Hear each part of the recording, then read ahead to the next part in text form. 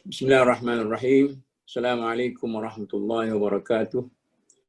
Tuan-tuan dan puan-puan yang dihormati sekalian, berjumpa lagi kita pada kali ini dalam siri Dialog Orang Muda. Tajuk yang akan kita bincang pada hari ini ialah tentang kepimpinan orang muda, iaitu tajuk yang antara yang paling menariklah dalam siri-siri tajuk kita dan tidak sukar. Dan kita pun ada ahli-ahli panel yang bagus-bagus, semua orang muda-muda, ceria-ceria. Kecuali adalah satu dua yang nervous sikit, tak tidaklah tu, buang nervous tu. Panel kita yang pertama ialah Dr. Nur Syahirah Ibrahim, seorang pensyarah Akademi Pengajian Islam Contemporary, UiTM. Ini orang di UiTM ni, UiTM Pahang. Kita ambil orang luar Kuala Lumpur. Kemudian yang kedua, Dr. Muhammad Sofwan Harun, pensyarah Jabatan Fiqh dan Usul Akademi Pengajian Islam, Universiti Malaya. Yang ketiga, Dr. Muhammad Syukri Zainal Abidin, pensyarah Jabatan Akidah dan Pemikiran Islam, Universiti Malaya. Dan yang keempat, Dr. Musayyadah Ahmadun, pensyarah Akademi Pengajian Islam Contemporary juga, tapi kampus UiTM Sabah. Ini secara kebetulan mereka ini semuanya daripada aliran yang sama, iaitu aliran pengajian Islam, dan saya rasa saya pun nak fokus sikit kepada bidang ini sebab saya sebelum ini saya jarang berjumpa dengan semua panel itu orang daripada pengajian Islam. Mungkin kita boleh bincang banyak sikit lah. Dan saya Mahmud Zudi, seorang iaitu moderator kepada perbincangan ini. Jadi dengan tidak melengahkan masa, kita akan mulakan perbincangan ini dengan soalan pertama. Soalan ini saya akan kemukakan kepada semua panel. Mungkin dalam body yang sama ataupun yang agak berbeza sikit, tapi dalam fokus yang sama. Saya nak katakan, berbanding dengan masa sebelum ini, zaman saya misalnya, saya ambil zaman saya lah, zaman Jepun dulu, saya tak ingat, saya pun lahir zaman Jepun. Tapi zaman saya sebagai seorang muda, seorang belia, seorang remaja, kepimpinan orang muda di negara ini sekarang berbanding dengan zaman saya dulu sangat-sangat tidak menyerlah. Itu pandangan saya. Cuba ulah, saya minta Dr. Nur Syahirah dulu. Okey, bismillahirrahmanirrahim. Alhamdulillahirabbil alamin wassalatu wassalamu ala asyrafil anbiya'i wal mursalin wa ala alihi wasahbihi ajma'in. Terima kasih Profesor Emeritus Dato' Dr. Muhammad Zudi dan juga ahli-ahli panel yang lain. Okey, kalau kita bercakap tentang perbezaan kepimpinan dulu dan sekarang ni, kalau bagi saya lah, kemerosotan nilai kepimpinan dalam kalangan orang muda ni sebenarnya tidak sepatutnya berlaku. Ini kerana sebab kita mempunyai pelbagai kepimpinan tauladan yang dipersembahkan oleh kepimpinan terdahulu yang boleh kita menjadi contoh ikutan. Contoh beberapa fasa yang kita boleh tengok perkembangan kepimpinan yang bermula pada zaman Rasulullah itu sendiri. Bagaimana baginda usaha sedaya upaya memulihkan keadaan yang begitu teruk pada ketika itu. Begitu juga zaman-zaman Nabi lain dan zaman-zaman Khalifah Ar-Rasyidin. Kan memanglah kita melihat pada sumbangan golongan belia terdahulu. Banyak yang mencipta kegemilangan ilmu pengetahuan, keamanan dan perpaduan. Sebagai contohnya Muhammad Al-Qasim. Kan dia pemuda yang telah menerangi India dengan nur Islam di zaman Khalifah Umayyah. Contoh Islam Imam Asy-Syafi'i, menjadi ilmuwan ulum ketika muda, bahkan telah menjadi mufti ketika dia berumur 9 tahun. Dan ada ramai lagi belia-belia Islam yang telah memahat kejayaan besar dalam lipatan sejarah manusia. Namun saya melihat di sini, apabila golongan muda ni mengkaji dan meneliti sejarah kepimpinan dulu, saya percaya golongan muda di Malaysia ni akan menjadi kepimpinan yang lebih baik kerana mereka belajar daripada pengalaman sebelumnya. Justru bagi saya lah, pelbagai contoh, ilmu, sejarah, nasihat tentang kepimpinan ni telah dipersembahkan dan tidak sepatutnya berlaku kemerosotan nilai kepimpinan orang muda kini. Wallahualam.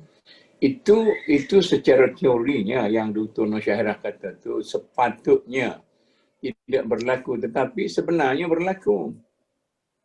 Saya kata kalau saya ingat saya lah, berbanding dengan orang zaman saya, adanya macam-macam orang, misalnya ada Aminuddin Baki, ada Engku Umar, ada Engku Aziz yang senior daripada saya. Mereka ini adalah calang-calang orang. Malah bapa-bapa kemerdekaan kita pun bukan orang-orang tua, orang muda-muda semua sekali. Dari segi misalnya, kita tengok yang masih hidup sekarang, Mahathir, walaupun kata sudah jadi piramid dia tu, tapi dia masih hidup. Musa Hitam lah, kemudian siapa dia lagi, Tengku Razali, Anwar Ibrahim.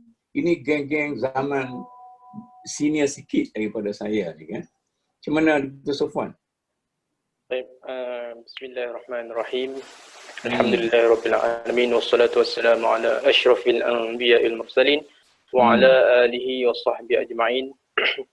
Jadi terima kasih kepada yang berbahagia Profesor Emeritus Datuk Dr. Mahmud Zuhdi, yang dikasihi para panelis sekalian, dan juga para sidang saya penonton. diingatkan apa tu, panel-panel lain tak payah address lagi lah, terus masuk habis masa. Formalitis tu. Jangan formaliti kadang-kadang tak sesuai. Okey, baik. Ya. Jadinya sebelum pergi kepada soalan Datuk itu, mengapa seolah-olah adanya susut nilai dalam kepimpinan semasa, izinkan saya untuk membuat mukadimah sedikit. Bahawasanya Islam ini sangat menitik beratkan, merupakan satu syariat yang sangat menitik beratkan soal kepimpinan. Kita tengok sahaja semua bidang kan, banyak hadis-hadis yang menceritakan tentang soal kepimpinan ini. Antara yang boleh dikongsikan antaranya kullukum ra'in wa kullukum mas'ulun an ra'iyati, dan ada di sana hadis tentang idza kharaja thalathatun fi safar falyu'ammiru ahadahum kan. Bahkan dalam bab solat sekalipun dititik beratkan soal kepimpinan tentang ju'ilal imam yu'tamma bih kan. Hal-hal ini menunjukkan bahawasanya soal kepimpinan itu bukanlah soal kaleng-kaleng ataupun soal biasa-biasa dalam Islam kan. Jadi kalau kita tengok kepada kepimpinan yang ada kini, kita nak nilai susut, kita nak melihat ataupun nak merumuskan susutnya nilai kepimpinan masa kini itu daripada dimensi yang mana kan. Hal ini kerana apabila kita compare, kita bandingkan antara kepimpinan kini dan juga kepimpinan dulu, satunya kita tengok kepimpinan dulu itu mempunyai satu motif ataupun satu hala tuju ataupun satu wawasan yang jelas kan. Apa soal pendidikannya kan, macam tadi Datuk sebut tentang Amin Baki dan sebagainya. Mereka ada satu visi dan juga satu wawasan yang jelas untuk apa mereka tegakkan, untuk apa mereka bersama-sama dengan kepimpinan ataupun menjadi pemimpin kan. Dan perjuangan menegakkan kemerdekaan dan sebagainya lah. Dan yang keduanya, kita tengok corak kepimpinan kini tidak sama sebagaimana kepimpinan suatu ketika dahulu kan. Kalau dahulu mungkinlah boleh diwujudkan ataupun boleh diterapkan cara kepimpinan yang menekankan fixed mindset, iaitu kepimpinan yang yang seolah-olah menutup, kan. Ini dapat dibuktikan apabila akan disentuh selepas ini tentang auku dan sebagainya, yang mana adanya budaya ataupun pembawaan cantas mencantas dan sebagainya lah akan disentuh. Dan tapi kini kita tengok kepimpinan, apa sahaja yang dibuat oleh pemimpin itu apa yang tidak dilihat oleh rakyat, kan, apa yang tidak diketahui oleh umum. Ini kalau kita sentuh soal kepimpinan yang besar lah, kepimpinan yang melibatkan negara. Tapi kalau melibatkan kepimpinan contohnya dalam organisasi, dalam IPTA ataupun dalam institusi-institusi pengajian dan sebagainya, apa sahaja yang sama juga lah apa yang tidak diketahui oleh umum. Jadi sekadar itu je Datuk, untuk mukadimah ni, untuk soalan pertama ni, mungkin boleh dilambungkan kepada Dr. Syukri nampak happy dengan ni, apa nak cerita. Tak payah cerita dalam buku lah, cerita dalam kepala saya nak dengar. Ini kita santai sajalah. Jangan akademik sangat. Baik, bismillahirrahmanirrahim. Rabbi yassir wa la tu'assir karim, Rabbi tamim bi khairil karim. Terima kasih Ayahanda Datuk Mahmud. Baik, macam ni, saya nak bincangkan ataupun tarik sedikit diskusi ini. Bagi saya, bagi kita kena melihat pada kacamata masing-masing. Datuk memakai kacamata Datuk, saya memakai kacamata saya. Bagi saya, kita kena, saya ada dua pendekatan yang saya nak bawa.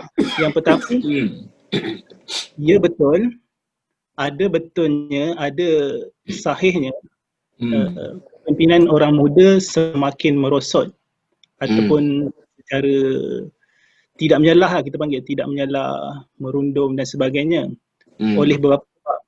Namun bagi saya, kalau kita pandang dari sudut kaca satu lagi, mata positif, mereka, generasi muda, anak-anak waris kita sudah berjaya, sudah gah di pesada mengikut zaman mereka.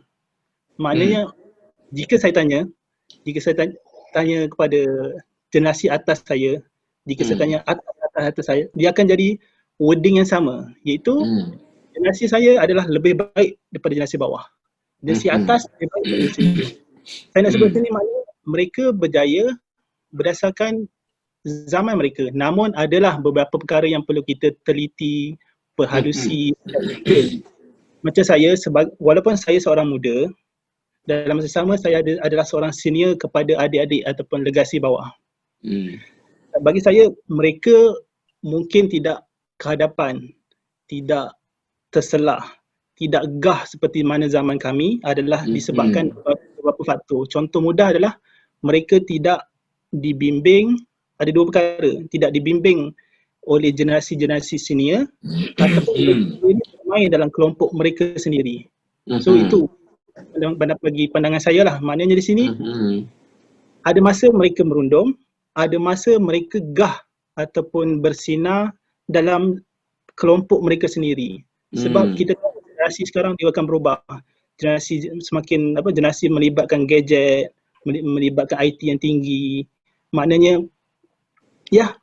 sentiasa berubah dia punya sistem generation. Jadi balik pada soalan Datuk, mereka gah di generasi mereka, namun ada beberapa elemen yang kita sebagai senior, sebagai orang tua juga perlu didik mereka supaya mereka boleh sinergi antara roh kita pada zaman yang lampau dengan roh mereka pada zaman hari ini. Itu just respon saya berkaitan sejauh mana mereka gah ataupun tidak gah dari sudut kepimpinan. Ya. Jadi saya tengok macam pemimpin muda sekarang macam standard saja, tak ada yang kata menunjuk yang hebat-hebat. Tak ada yang hebat, tapi tak tahu dah, takut saya tak rasa hebat dengan orang muda. Cuba sambung apa tu. Saya dah, Dr. Musyadah. Bismillahirrahmanirrahim. Assalamualaikum warahmatullahi wabarakatuh. Rasanya sebenarnya apa yang disebut oleh sahabat-sahabat saya tu ada betulnya. Kalau kita lihat dia ada dua pro and cons juga lah Datuk. Bila kita cakap pemimpin muda ni dia nilainya semakin susut, kita macam kata Dr. Syukri tadi lah, kita boleh nampak ramai pemimpin muda kita ni yang orang kata dia gemilang dengan cara dia sendiri. Mungkin ada seorang muda ni dia tak perlu pun untuk kita cakap dia boleh, kita macam berpidato kan. Kita nak lihat orang pemimpin muda yang macam mana sebenarnya. Sekarang ni dalam konteks negara kita, kita nak lihat pemimpin muda yang macam mana. Adakah pemimpin muda yang hanya pandai berpidato, yang banyak retoriknya, yang tidak menjalankan tanggungjawab? Adakah itu yang kita nak, ataupun pemimpin muda yang penuh dengan nilai intelektualannya lah. Sebab di sini ada yang saya nampak beberapa yang saya lihat lagi daripada pandangan pribadi saya sendiri. Yang pertama, kita ni selalu bermain dengan persepsi. Persepsi yang kita cakap anak muda ni dia masih tak banyak pengalaman.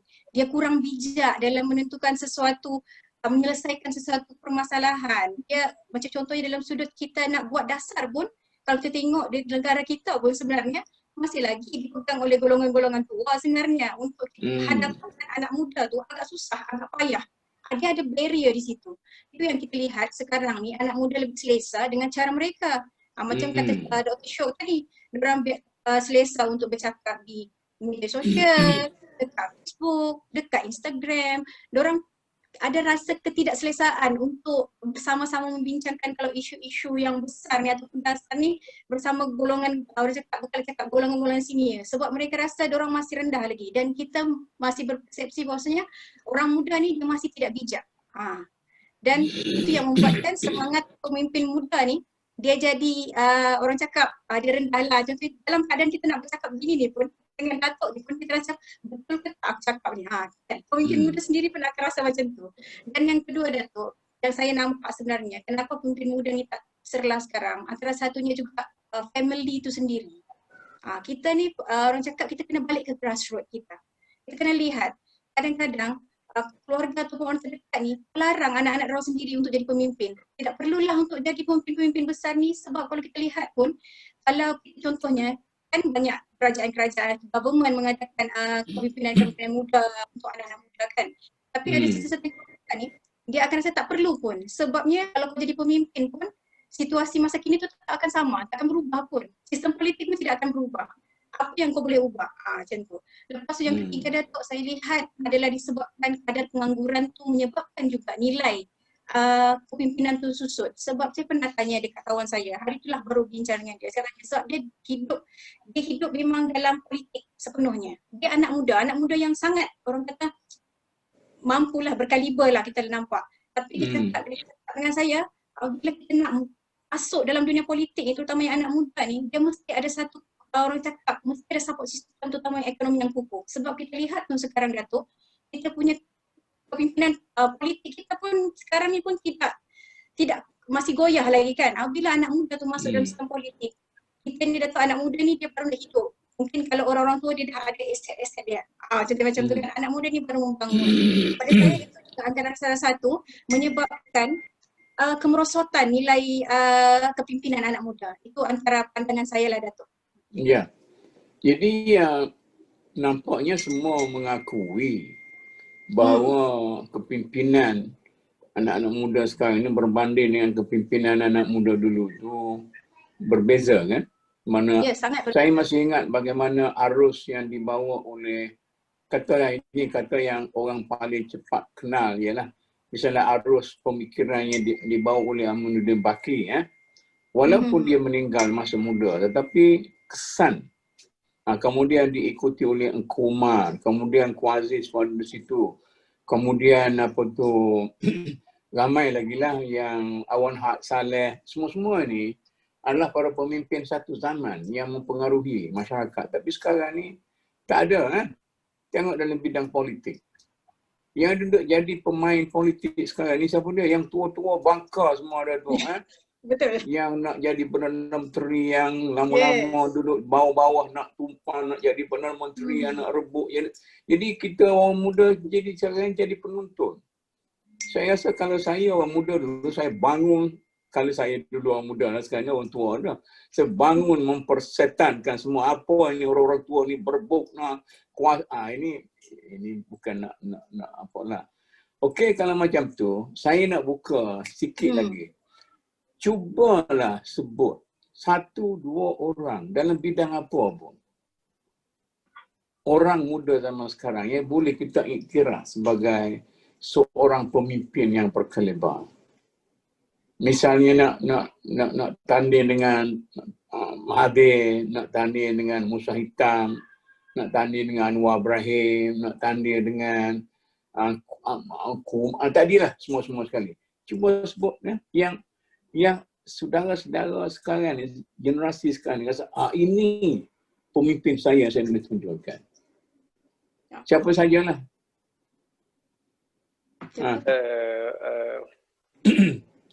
Saya cuba. Cumanya soalan Datuk tu pada pandangan saya lah. Tidak boleh lah. Maksudnya dia angkat mana-mana pemimpin. Sebab tak ada. Tapi dari sudut ciri-ciri itu mungkin kita boleh sebutkan. Dari sudut ciri-ciri. Saya bukan nak dengar ciri, saya nak dengar calon. Para pemimpin yang ada pada waktu ini, di zaman anda semua ini, umur berapa ni anda semua? Berapa umur ni? 30-an lah. Awal 30-an akhir 20-an, awal 30-an. Kalau zaman saya, kalau masa tu sudah berlambak pemimpin-pemimpin yang betul-betul dilihat sebagai boleh diharap untuk menyambung perjuangan Tun Razak, perjuangan Tengku Abdul Rahman, perjuangan Tun Ismail. Tapi saya tak nampak sekarang ni dalam politik ke, dalam akademik ke, dalam sosial ke, dalam ekonomi apa tak lagi. Tak ada. Itu saja. Cuba tak ada contoh. Saya nak kenal. Kalau pada pandangan saya nampak dari sudut politik lah Datuk yang paling kita nampak sekarang lah. Yang kita boleh nampak sekarang ni antaranya adalah Syed Saddiq lah. Itu yang saya nampak. Syed Saddiq. Syed Saddiq gagal sampai ke bawah bumi. Kalau dia ada bagus, kalau dia ada gaguh, dia ada cemerlang, tapi makin merusuk sampai ke bawah. Itu yang kita kena tengok. Kenapa kita sampai jadi macam tu? Sebab sekarang ni saya tak boleh terima itu sebagai contoh seorang pemimpin yang cemerlang. Walaupun dia tubuh parti politik, tetapi dia jatuh. Tidak boleh sustain. Siapa dia yang lain pada dia?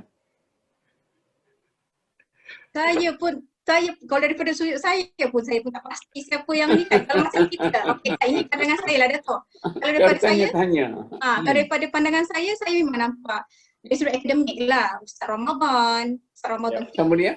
Ustaz Ramadan Fitri. Saya nampak itu dari sudut akademik. Saya kenal, tak ada berapa orang sangat kenal dia. Itulah maksudnya dia dari saya nampak Ustaz Ramadan Fitri tu yang apabila sebenarnya dalam dunia akademik tu saya memang mengambil dia tu sebagai role model saya lah untuk saya percaya sehingga hari ini. Ini live ni saya nak tahu. Dengarlah Dr. Ramadan Fitri mungkin bagus betul sebagai seorang yang dianggap sebagai tokoh belia orang muda sekarang. Sebab dia cakap cara pemikiran dia, nilai keintelektualan dia, cara pergaulan dia, kita boleh tengok macam mana dia bergaul. Tapi dia masih lagi dalam kepompong itu tak? Yelah.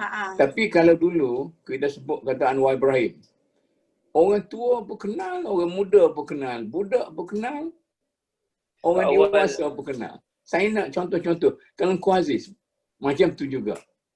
Siapa tak kenal Khaku Aziz? Umur dia berapa, umur dia masih muda lagi bila dia menyelesaikan krisis mogok kereta api. Betul. Masih lagi. Dulu baru saya ada simpan lagi dia punya cutting sahabat ni. So Datuk di sini kita nampaklah bahawasanya memang kita ni ketandusan pemimpin muda. Memang betul lah. Sedangkan kami yang sendiri di sini pun nak bercakap siapa pemimpin muda kita yang Datuk tanya. Maknanya dalam keadaan sekarang, saya terpaksa campur juga lah. Kita perlu menginsafi bahawa kita mengalami kepupusan. Yes. Para pemimpin muda yang akan menyambung, mewarisi perjuangan orang tua. Sebab itu sekarang ni dalam politik yang duk berebut sekarang ni tak ada orang muda langsung pun. Orang tua sudah tua bangka semua ada. Gitu kan? Kemudian dari segi universiti, mana orang akademik muda yang betul-betul cemerlang? Tak ada. Dari segi ekonomi apa lagi lah, adalah satu dua yang agak-agak, tapi tak orang kenal sangat. Kalau yang ada pun sudah pokok selebriti yang sudah dipengaruhi oleh macam-macam bising-bising kan? Datuk, saya rasa pada sudut ekonomi, kita boleh contohi Irfan Khairi. Irfan Khairi ni adalah jutawan muda yang mana dia dapat menarik orang-orang muda untuk ni. Itu saya punya pandangan lah. Siapa dia ada?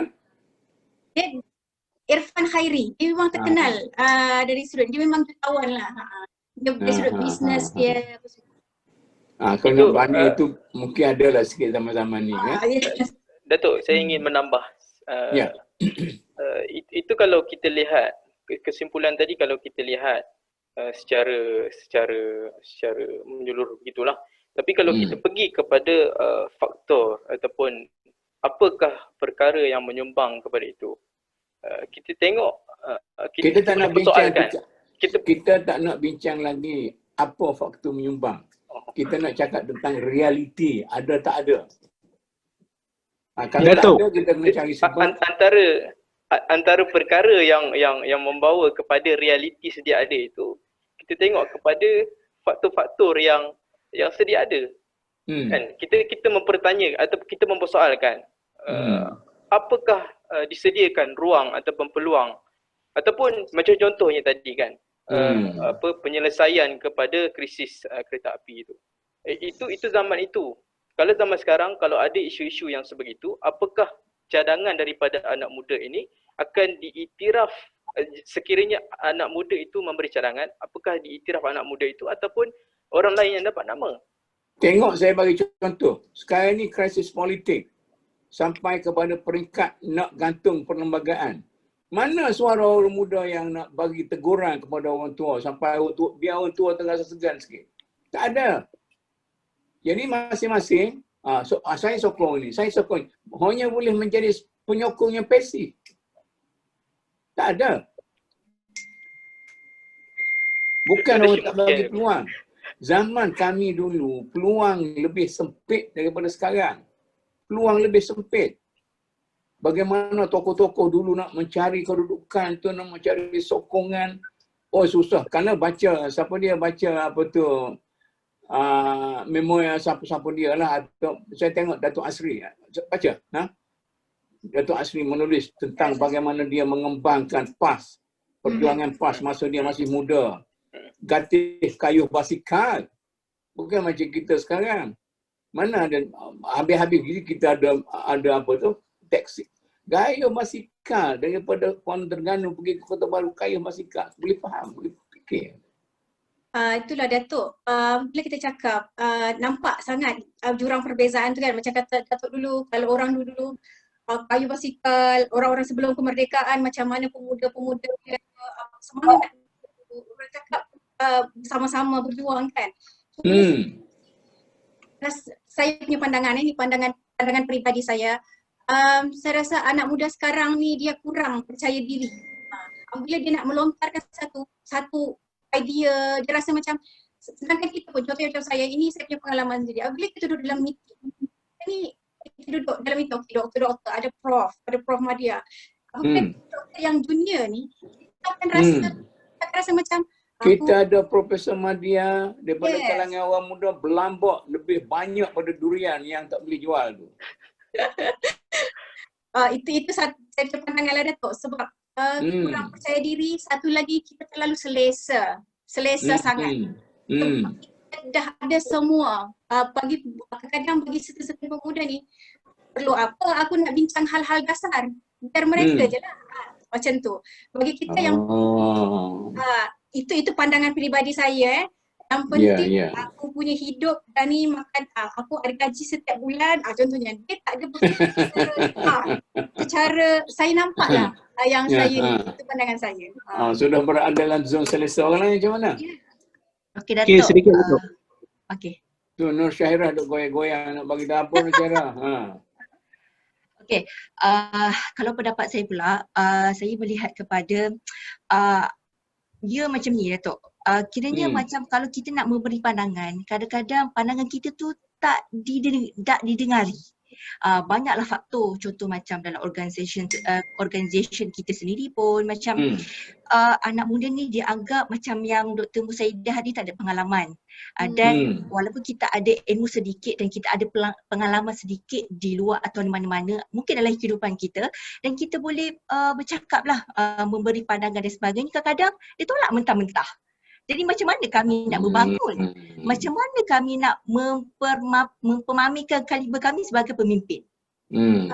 Satu, saya nak tambah sikit, Dr. Nur Syahira kan. Ada pandangan saya berkaitan tentang kita punya, kalau contoh anak muda ni Datuk, ditolak dia punya, okey contoh kita bagi satu pandangan apa semua, ditolak oleh senior-senior kita. Sepatutnya satu dalam diri anak muda ni, jangan cepat kita rasa tak payah, lepas tu tak payah buat projek. Aku nanti kita punya ditolak semua kan. Sebab perasaan tu, benda tu yang terjadi pada diri kita anak muda sendiri. Kita masih dalam kita rasa tak payahlah, benda ni memang orang tua tak nak terima. Tapi kenapa kita tidak berusaha untuk berasimilasi dengan golongan tua tu? Macam tu. Tapi dia, itulah saya cakap tadi, macam mana pemimpin yang dulu mempamerkan diorang punya sikap. Apabila kita ada mentor lah, kita katakan yang macam saya dah cakap tadi. Bila kita ada mentor, jadinya kadang-kadang mentor tu akan cakap, biarkanlah, diam je lah. Jadi macam mana kita nak ke depan? Dulu mana ada mentor, tak ada. Itu contohlah Datuk. Maksudnya macam kita punya yelah yang begitulah. Tapi saya setuju dengan pandangan Dr. Syahira tu berkaitan dengan mentor ni. Kadang kita ni, macam kita ni, kita dipengaruhi dengan gaya SP kita, gaya mentor kita. Betul, setuju. Banyak orang muda ni dipengaruhi keadaan gitu. Kalau mentor dia jenis yang silent, tak apa, nanti kalau macam tu mentor yang tidak terlatih itu. Mentor saja. Dia berusrah sebagai apa dia panggil ketua usrah tu? Nakib. Nakib tu. Ini pengaruh nakib lah ni Tapi itulah, pada saya betul juga. Kalau kita kan sekarang ni anak muda ni banyak ikut mentor-mentee kan tu. Jadi dia akan tengok sedikit sebanyak dia memang akan meniru gaya mentor dia tu. Kita ada Datuk, ada satu lagi Datuk. Okey, ada satu lagi pendapat saya.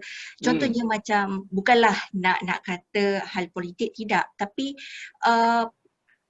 pemimpin yang kita kenal, yang kita tahu pun dia tidak menunjukkan sebenar-benar ia adalah pemimpin. Jadi macam mana kami nak mengikut jejak langkah dia, dan anak muda dia akan fikir biarlah macam tu. Dia macam kepimpinan itu adalah suatu fungsi sosial. Yes, betul. Yang lahir secara spontan sebagai hasil daripada interaksi dalam masyarakat ataupun kumpulan, grup, dan diterima oleh ahli-ahli kumpulan itu. Ia tidak ada bukan satu hadiah yang dianugerah, yang dihadiah begitu saja. Dia perlu direbut. Sebab kepimpinan itu satu peluang yang perlu direbut. Maksudnya orang muda sekarang ni keras lagi untuk merebut kepimpinan sekarang ni lah. Orang muda dia tak nak berebut-rebut mungkin. Okeylah. Macam mana orang belia lelaki dua orang ni, Dr. Syukri macam mana? Dr. Syukri. Asyik senyum ni. Okey Datuk, saya guys nak, jangan sampai saya minta itu kedekut orang panggil. Memberi segala diminta kedekut. Saya just nak menyahut lontaran yang Datuk lontarkan sebentar tadi berkaitan dengan orang muda. Saya kalau Datuk tanya tentang politik, labuda tidak boleh tidak dari kacamata saya sebagai orang akademik ataupun orang yang bukan dalam bidang politik, saya melihat mungkin Datuk sensitif, tapi saya cerita tentang saya punya pendapat bahawa YB Syed Saddiq adalah orang yang kehadapan untuk cuba membawa perubahan. Gagal kita bagi beliau peluang. Sebab hari yang kita nampak bila cerita tentang terselahnya, cerita tentang kegahannya, di manakah kayu ukurnya? Sebab saya melihat keterselahan itu lebih kepada walk, itu berjalan berbanding talk. Maknanya orang muda ni dia bekerja secara senyap untuk kami lah, generasi saya tak tahu generasi atas bagaimana. Kami lebih bekerja secara senyap, secara belakang tabir, masih lagi dalam konteks organisasi kecil. Dalam sama apa yang kami bawa itu kami salurkan kepada pihak-pihak yang berkepentingan. Contoh tadi dalam konteks politik yang kehadapan YB Syed Saddiq, dan bila cerita politik negara juga, anak muda lah yang menjadi pengundi kuat untuk menentukan pimpinan atasan. So soal itu ada. Cuma saya kata bagi peluang, saya bukan parti YB Syed Saddiq, cuma saya nak kata bagi peluang pada mereka yang kehadapan, kita sebagai anak muda, cuba sokonglah. Kalau tak sokong YB Syed Saddiq, cuba datangkan satu lagi pemimpin lain yang boleh membawa idea orang muda. Syed Saddiq ni Mujur Tun Mahathir ambil di mana-mana, tak tahu letak ke depan itu. Kejayaan dia kerana Tun Mahathir ambil letak depan. Tanpa Tun Mahathir tak nampak kejayaan dia. Saya nak soalkan tu, suatu hasil kerja sendiri yang boleh lahir. Jangan sampai awal tunjul boleh jadi lahir. Saya daripada perasaan saya sendiri, daripada perhatian yang mendalam, amat kecewa dengan sifat pasif dan negatifnya orang-orang muda dalam bukan politik ni. Sebab saya timbul politik ni kerana politik tu lebih glamour, tapi dari segi sastra, penulisan, bahasa, sastrawan yang memperjuangkan sastra dan budaya Melayu masih makin pupus. Tiap-tiap minggu kita dah, ni mati. Sejak daripada mula-mula kita kata Christmas dulu lagi, pada sekarang ni makin mati. Tak ada orang yang apa tu. Jadi orang ni nak sekadar nak tunjuk saya tak tahu ke mana-mana lagi tu. Bagi saya baru nak mula A pun dah jatuh. Itu mungkin bukanlah. Bukan saya nak kecilkan dia. Okeylah kalau macam tu kita cuba itu satu harian, satu hakikat lah. Okey. Nanti orang kata ini saya nak masuk round kedua. Orang kata, saya tidak akan minta daripada sesiapa yang cakap. Orang kata kelemahan orang-orang muda sekarang ini sebab satunya ialah kerana mereka berada dalam kepompong sendiri. Berasa enak dengan grup sendiri, dengan orang-orang muda dia, tak nak keluar. Saya contoh misalnya Anwar Ibrahim dulu masa dia muda dia. Dia pengaruh di luar, di kalangan orang-orang tua lebih besar daripada di kalangan orang muda. Masa tu di kalangan orang muda, Abim kata, kita ada lagi Pak B yang dipimpin oleh orang lain, ada lagi MYC, Sanusi Junid di situ. Pak B saya dengar. Malah saya sendiri masa tu, saya tak masuk Abim. Saya kata Abim dah ramai, pokok ustaz. Saya masuk 4B. Saya kata saya nak betulkan, islamizekan 4B itu. Haji Suhaimi jadi pemimpin.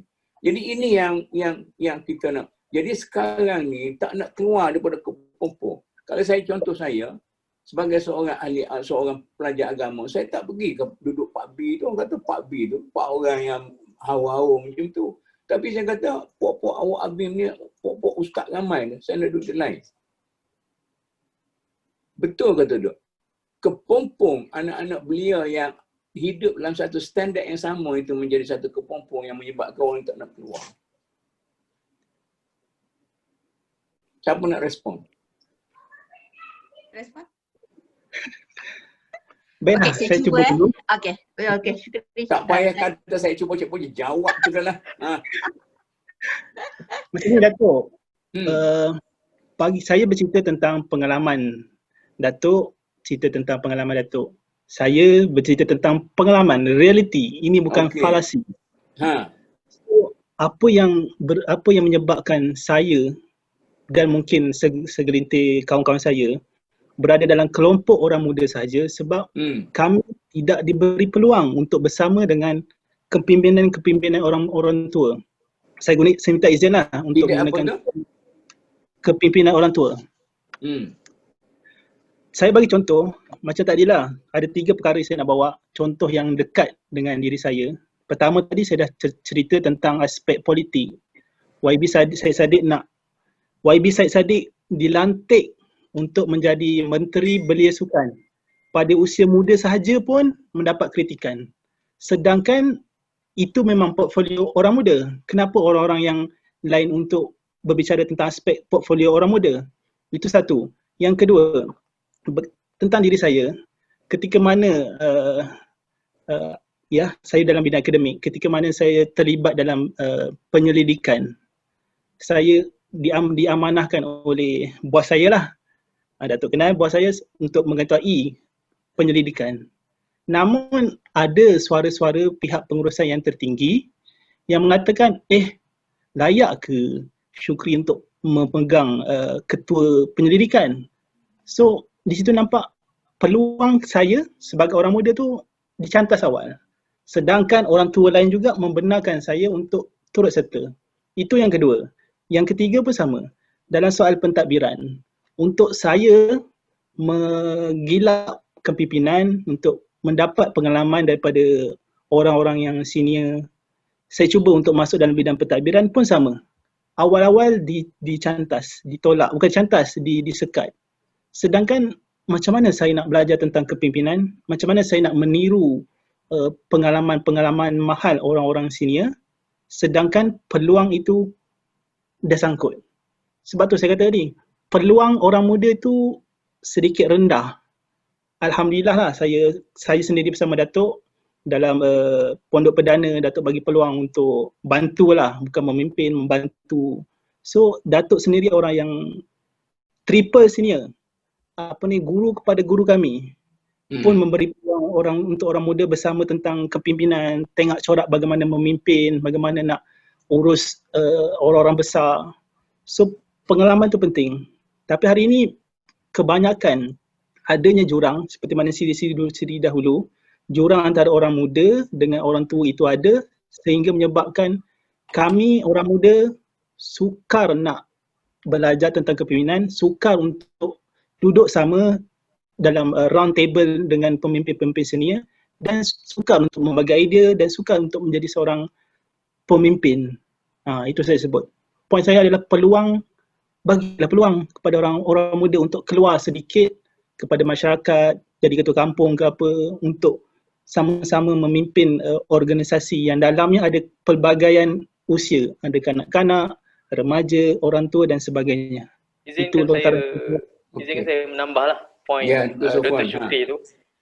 Mohon ianya sebagaimana poin saya jugalah sebentar tadi kan, tentang persoalan tentang tak payah minta nak teruslah masuk.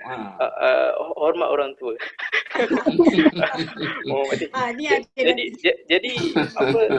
Jadi tentang soal ruang dan peluang. Kita tak payah pergi jauh lah. Kita tengok tentang imam itu pemimpin, betul? Imam solat. Kita tengok bagaimana perebutan berlaku antara kebiasaannya lah di kampung-kampung. Imam tua dan juga imam muda. Kan? Sampai tak ada suara. Bukan imam saja, Bilal sekalipun. Sampai tidak ada suara, tidak ada upaya. Kan? Tidak lagi diberi peluang kepada orang muda untuk mengimarahkan ataupun memimpin masjid ataupun surau. Jadi hal ini dia menutup ruang dan peluang. Oleh kerana itulah berbalik kepada soalan Datuk tadi. Bukan soal peluang nanti Dr. Sofwan. Saya mula membaca khutbah untuk hari raya Kurban di Kelantan, tu besar lah, walaupun di kampung. Umur 16 tahun. Okey. Background bila ayah Datuk, saya demam, tak boleh pergi jadi imam. Saya ambil jadi imam. Datuk, sepenggalian saya lah, maksudnya sepencarian saya, Datuk merupakan anak tuan guru. Jadi hal tersebut juga sedikit sebanyak dia membuka ruang. Sebagaimana contoh, saya bagi, kalau disebut sekarang ni pemimpin muda di dalam parti-parti politik, siapa tak kenal Mukhlis Mahathir? Siapa tak kenal Izzah Anwar? Siapa tak kenal Khairi Jamaluddin? Mereka ini bukan datang tanpa package. Maksudnya siapa di belakang mereka? Ada mertua, ada di kalangan anak Tun sendiri, Tun Mahathir. Jadi hal-hal tersebut sedikit sebanyak menjadi saluran untuk mereka melakukan sesuatu, menyuarakan sesuatu. Yang lain-lain tu bagaimana? Sebab itulah apabila saya tidak berkempen sebagaimana Dr. Syukri berkempen untuk menaikkan Dr. YB Syed Saddiq, tidak. Tetapi apa yang nak disebutkan tentang suara itu ataupun kita kata idealism itu mungkin ada kan, idealism di kalangan generasi muda untuk memimpin itu ada, tetapi bagaimana ia disambut, bagaimana ia disambung. Bahkan kalau kita tengok kesinambungan antara baiknya generasi muda ni, kita tengok kesinambungan antara generasi muda, generasi tua tu, kadang-kadang generasi muda ini menyambut baik apa yang dilontarkan oleh generasi tua kan. Maksudnya mereka sanggup menjadi pelaksana kan, bersama-sama. Maksudnya tidak berlaku clash pada sebahagian keadaan lah kan. Pada keadaan tertentu ya masing-masing mempunyai idea. Jadi hal-hal inilah yang menyebabkan kadang-kadang generasi muda mengambil untuk memimpin di kalangan mereka sendirilah. Ya. Okey. Sila. Pada pandangan saya pula Datuk, betul apa yang kawan-kawan sahabat-sahabat saya cakap tadi tu. Maksudnya tak diberi peluang apa semua. Cuma daripada situasi saya ni dah cakapnya saya masih junior lagi di UiTM. Ni saya cerita saya punya pengalaman ni Datuk. Sebab saya masih junior lagi di UiTM Sabah. Tapi alhamdulillah saya dibagi peluang untuk bersama dengan orang-orang tua, bersama-sama duduk satu meja macam saya dalam saya baru dilantik dari unit kualiti di UiTM tu sendiri. Dan nak cakapnya kalau kita tengok semua unit kualiti macam Datuk, dia orang-orang senior.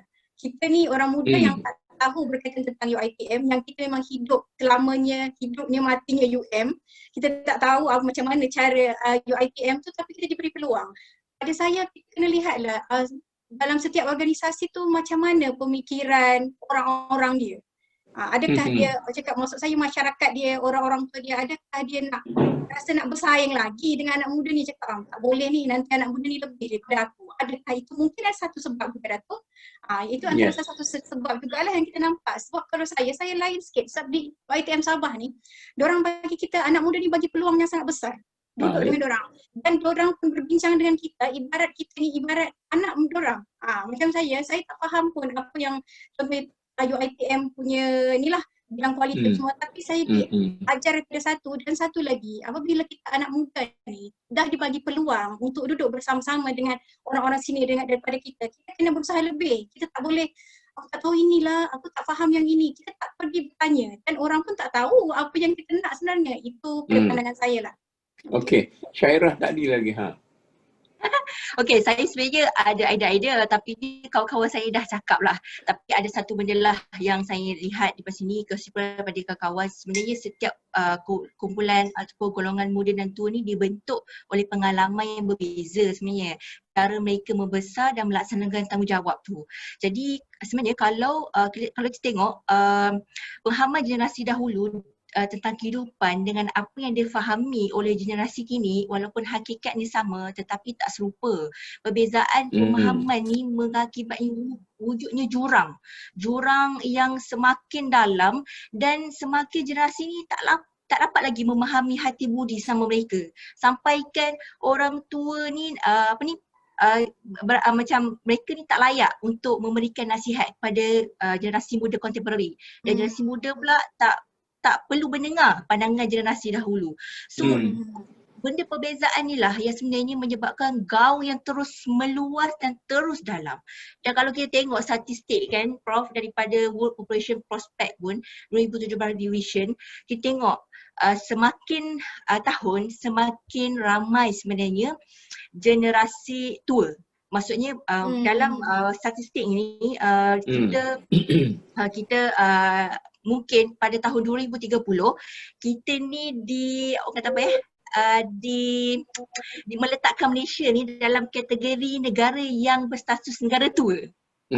Sebabnya satu kelahiran kurang, itu salah satulah. So saya nampak perbezaan ni mestilah harus difahami, kerana walau di mana pun posisi generasi kita, proses melengkapi dan akan terus berterusan dengan satu tujuan untuk mencapai satu matlamat bersama, insyaAllah. Saya tengok macam ni, satu sindrom di kalangan orang muda yang tidak bersedia untuk nak menebus, bukan menebus, nak meluluskan diri daripada dunia orang muda tu, sehingga dia jadi tua pun dia naik dengan generasi dia macam tu kan.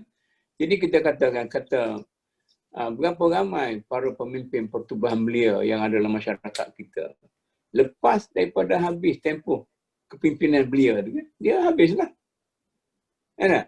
Tapi kalau saya nak banding hak saya dululah.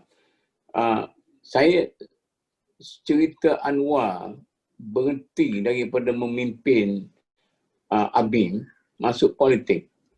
Dia kata saya kalau selagi duduk jadi ketua ABIN di sinilah, saya akan mati di sini, dia punya karier. Maka dia masuk politik.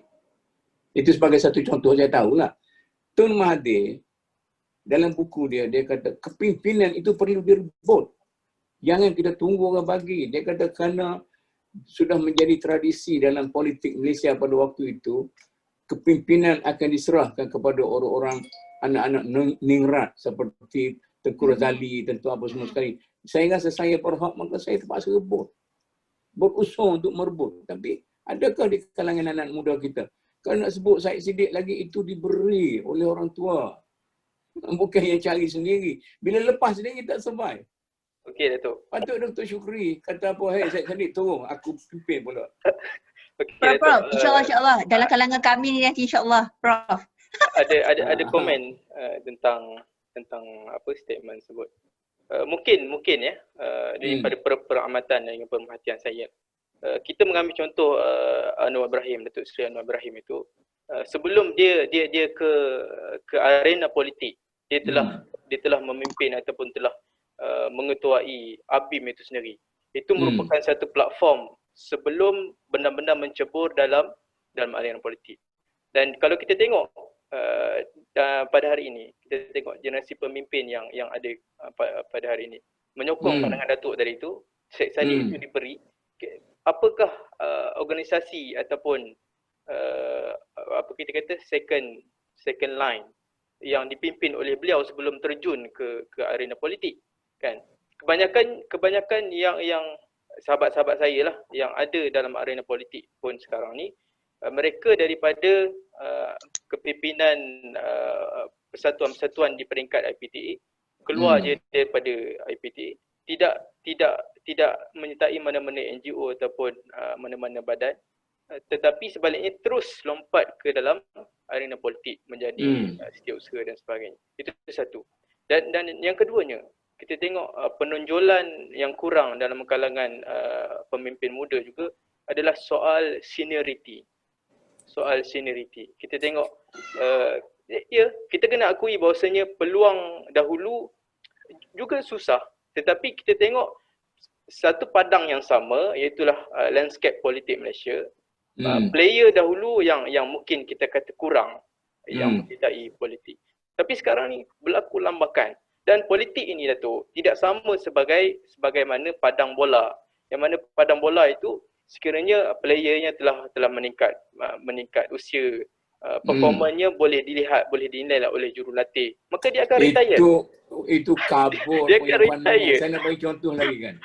Walaupun katalah Amit Zaid Hamidi, seorang pemimpin yang tidak begitu menonjol waktu memimpin belia masa dalam ABIN dan sebagainya. Tapi dia cepat dia keluar daripada belia tu, terus dia naik sampai sekarang ni berapa tahun dah dia pimpin. Sekarang ni dia Presiden UMNO yang nampak ada bakat dia, ada kesan dia semua sekali. Jadi tidak semestinya orang bimbing kita supaya naik. Kita boleh naik sendiri. Itulah Datuk. Saya ikuti cara dia naik pun. Dia kembali kepada persoalan seniority itu tadi.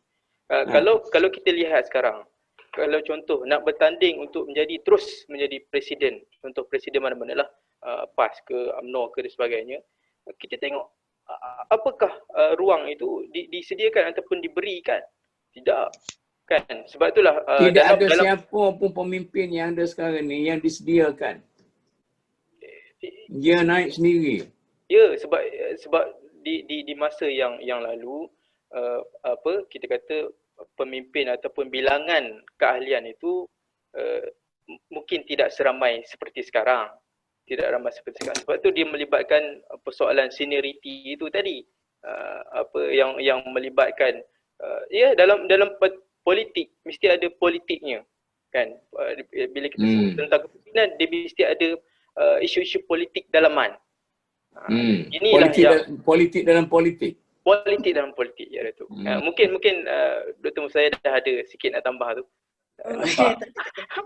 Adalah macam tadi kata Dr. Sofwan tu, satu dia soal seniority, satu lagi macam tadi tersebut soal kalau dari sudut politik lah, kita ada sudut kekeluargaan. Itu satu. Cumanya pada saya, macam saya tak tahu, saya setujulah dengan pandangan Datuk. Mungkin betul kita kata Datuk, okey anak muda ni terus kena pergi je, anggar kalau apa betul. Je kan. Mungkin kita tak nampak sekarang anak muda ni tengah bersedia untuk ke arah tu. Dan satu lagi, kita nak tengok apa connotation yang kita mengatakan. Kita nak tengok politik Sabah pun yang naik tu tua-tua semua kereput dan sebagainya. Ya Datuk. Yang muda tak ada. Sebab kita kena lihat juga kepada trend pengundi tu Datuk. Satu lagi, apabila kita sebut pasal politik ni, sebenarnya saya ni malas okey pasal politik tapi sikit lah. Tapi apabila kita cakap pasal politik ni Datuk, macam kata Sofwan tadi lah, kita dalam politik tu ada politik. Macam tak Sabah juga, macam tu jugalah. Anak muda, dia banyak yang saya nampak berkaliber untuk memimpin. Ada beberapa orang lah yang untuk kehadapan. Tapi apa yang diberi, bukan kita cakap, macam kata Datuk terus je, tak tunggu orang beri peluang, orang tolak, kita baru kita nak ni. Tak ada yang memang sendiri, tapi benda tu akan dicantas. Memang akan dicantas. Bagi diorang, kamu tidak senior, kamu tidak boleh lagi duduk dalam ni, kamu tidak faham lagi tentang perkara-perkara. So aku yang lebih tahu dulu daripada ni. Macamlah kita cakap kan, aku ni lebih senior daripada kau. Macam tu. Aku dan yang lebih tahu. Okey, saya setuju dengan Dr. Musaidah tadi. Dia politik dalam politik dan juga sebenarnya kita melihat apa kepentingan dia untuk mencapaikan kepimpinan tersebut. Kepentingan peribadi atau kepentingan untuk maslahat umum. Kalau kepentingan peribadi tak sampai nak atas, jatuh awal-awal lagi. Tapi ada je orang sampai nak atas. Ada je Prof, ramai je ahli politik yang kepentingan peribadi sampai atas. Sebab kalau saya ini daripada pandangan sebagai saya anak muda, mungkin saya anak muda yang tak tahulah, ini pemikiran saya sendiri daripada pandangan peribadi saya. Apabila saya melihat daripada situasi saya sendiri duduk di Sabah, apabila kita cakap, kita tengoklah sendiri macam mana pemimpin kita kan, yang naik pun ialah kita cakap, macam Datuk cakap, golongan tua, kita ni tak boleh naik. Kita nak benda tu. Dan saya berusaha untuk ke arah itu Datuk. Saya membina diri saya sendiri untuk berusaha ke arah tu. Itu yang kenapa saya cakap, kenapa saya nak balik ke negeri saya untuk saya mengajar. Sebab saya nak, sebab kita ni, anak muda ni, contohnya lepasan PhD lah, kita ramai. Lepasan PhD, memang kalau Kementerian Pendidikan pun dia nak bagi ramai orang-orang lepasan PhD. Tapi kalau kita lihat, macam kata Datuk, ramai Prof Madia, ramai Prof. Tapi berapa ramai yang boleh, hadapan yang boleh membantu masyarakat kita kan. Macam saya sendiri, ini pandangan peribadi saya dah letak 5 tahun akan ni apa yang aku nak buat. Apa yang aku buat untuk masyarakat, apa yang aku nak buat untuk diri aku sendiri, apa yang kita nak bagi kepada negeri kita sendiri. Kemungkinan anak-anak muda kita ni dia tidak ada matlamat yang jelas terhadap apa dia nak bawa untuk negeri dia ke, untuk bangsa dia ke. Sedangkan nantilah kita bincang berkaitan tentang bahasa pun, anak muda kita pun sekarang mungkin boleh kita cakap. Saya nak tambah sikit tu tentang matlamat itu tadi. Sebab itulah antara jugalah yang menurut mensusut nilai kan kepimpinan anak muda itu tentang idealism yang dia nak bawa tu. Dan rata-rata yang menjadi perjuangan, tengoklah yang PRU yang baru-baru ni kan, yang menjadi dasar perjuangan apa kan, tentang isu semata-mata. dia bukan nak membawa polisi ataupun dasar untuk ke arah yang lebih jauh, tetapi perjuangan itu rata-rata perjuangan yang berbasiskan atau berasaskan isu kecil semata-mata kan. Sedang teruskan. Ya, silakan. Okey. Apabila kita cakap berkaitan tentang dasar kan Datuk kan, saya rasa kita tak perlu dah, bukan tak perlu, macam saya rasa dah benda tu dah tepu. Sikit-sikit kita nak bincang tentang dasar, sikit-sikit kita nak bincang tentang polisi, tapi kita tak turun ke grassroots. Masyarakat perlukan kita sekarang. Bukannya kita bukan nak pemimpin yang boleh berpidato, yang cakap hari-hari nak berretorik, cakap kita bukan anak muda kita nampak sekarang. Kita tengok anak muda kita berapa ramai. Kan kita nak anak muda walaupun dia tidak menonjol, kita tak nampak dia untuk dia cakap aku tak nampak macam dia menjadi macam Anwar Ibrahim, tak, tapi dia main di grassroots, di bawah ramai. Macam kawan-kawan saya Datuk sekarang ni COVID di sini ya Datuk Kalau saya lihat kawan-kawan saya sekarang ni, diorang ni adalah pendidik-pendidik anak-anak Sabah. Kawan-kawan saya dia senior UM dulu lah, dan kawan-kawan saya, diorang kita tak nampak diorang hebat, nampak diorang ni, tapi diorang kerja grassroots tu daripada turun kepada masyarakat, mencari masyarakat itu. Kita nak anak muda yang macam tu. Kita tak mau jadi yang benda yang sama. Seperti orang-orang dulu cerita tentang dasar, cerita tentang polisi, tapi selepas itu tak ada apa untuk rakyat. Betul saya dah. Saya nak tambah sikit. Betul. Kita perlu turun ke jalanan ataupun bersama-sama dengan rakyat. Itu kita mencari, kita melihat ataupun meneliti, memerhati masalah yang berlaku. Kan? Tetapi apa solusi? Solusi itulah datang dalam bentuk dasar, kita bentuk polisi dan sebagainya lah. Itu yang tidak ada. Tetapi sebab itulah dia memerlukan satu idea ataupun satu perahan keringat lah dari sudut membentuk polisi dan juga dasar tersebut. Kalau sekadar kita turun di jalanan bersama-sama dengan rakyat, ya memang benda itu perlu, dan biasanya tidak dilakukan oleh pemimpin-pemimpin yang lahir dalam kalangan mereka yang senang lenang. Sebab itulah yang kita harus bimbangkan, sebagaimana yang telah Datuk sebut tadi itu, bimbang untuk negara ini dibimbing ataupun dipimpin oleh mereka yang hartawan kan, sebab tidak pernah rasa perit jerit rakyat biasa ni. Ya? Dan kita turun memang untuk itu, tapi solusi itu perlu juga dibentuk dalam dasar. Saya nak balik kepada soalan saya yang awal, yang asas. Bagaimana orang-orang bakal pemimpin yang muda sekarang ni boleh memecahkan kepompong itu? Saya kata tadi, sebab dia tidak menyerlah tu, sebab dia tidak boleh pecah kepompong kalangan orang-orang muda saja. Itu kan? Jadi sehingga kan bila tak keluar, yang muda dulu ni sudah, walaupun sudah tua, dia rasa macam dia muda lagi, sebab dia tengok belakang tak ada orang muda pada dia. Jadi dia main geng-geng dia tu lah, mahjong lah apa semua sekali, permainan orang tua-tua tu. Jadi macam mana nak pecah kepompong tu supaya orang muda boleh keluar ke alam nyata?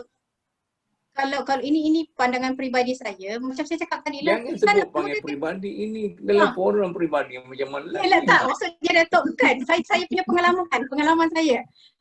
Kita kena, anak muda macam saya cakap lah, saya sendiri. Kita kena ada matlamat jelas, and then pergi bergaul dengan orang-orang yang orang cakap kita kena ada target tau Datuk.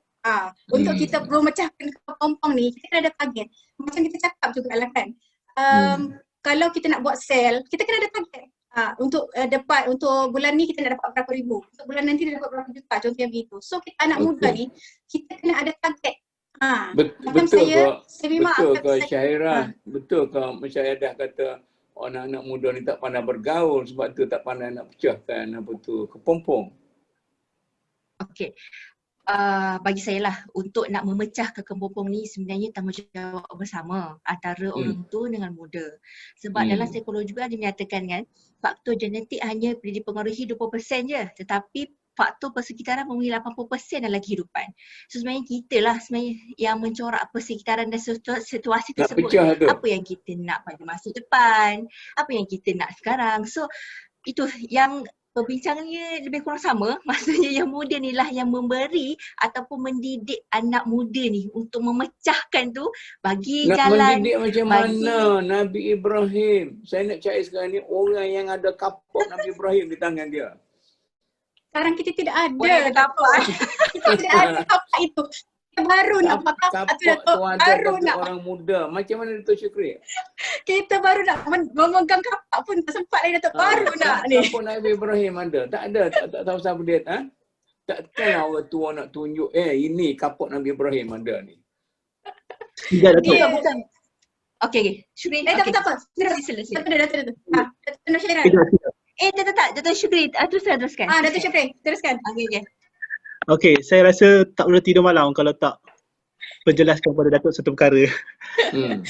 Bila kita bicara tentang pemimpin Datuk, kita tidak, bagi saya lah, macam saya tak seronok sebenarnya bila kita zoom in pemimpin itu lebih ke hadapan dari aspek politik. Macam saya berada dalam line akademik, Datuk sendiri pun berada dalam akademik. Sebenarnya bila kita Saya politiko akademik. bila kita menjadi ahli akademik contohnya, kita lebih atas kepada ahli politik.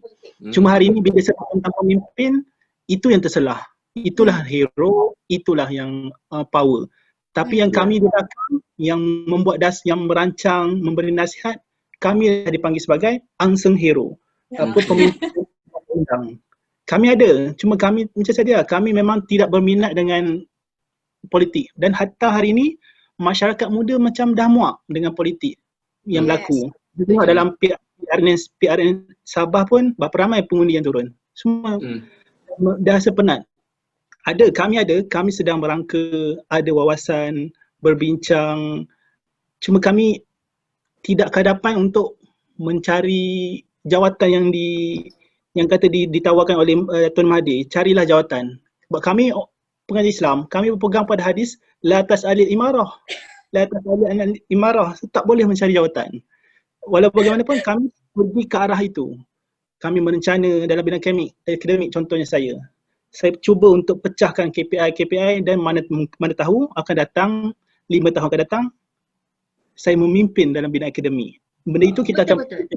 Saya setuju dengan Datuk Syukri sebab sekarang ni memang masa kita melihat apa yang pemimpin buat, apa yang mereka lakukan. Sebenarnya kami tengah membina strategi.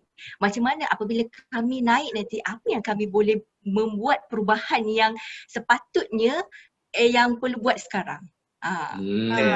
Datuk, saya nak tambah yang dikatakan oleh Datuk Syuk tadi tentang KPI tu kan. Dia memberi point kepada soalan Datuk tadi tu. Bagaimana anak muda ni nak menerobos ataupun memecahkan kepompong mereka tu. Dia mau tidak mahu kena ada forces, kena ada satu tekanan.